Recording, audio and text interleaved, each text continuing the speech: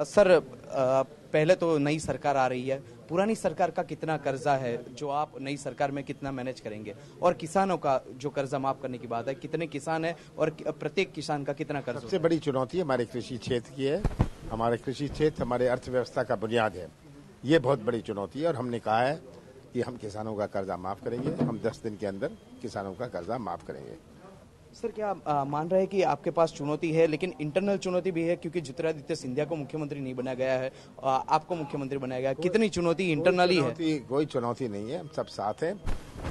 पिछले जब से मैंने ये पद संभाला था अध्यक्ष पद का, सब साथ मिलकर काम किया और आगे भी साथ मिलकर काम करेंगे। कितने किसान है सर, और प्रत्येक किसान का कितना कर्ज होता है, कितना कर्ज माफ करेंगे? हमने कहा है कि 2 लाख रुपए तक का कर्जा हम माफ करेंगे।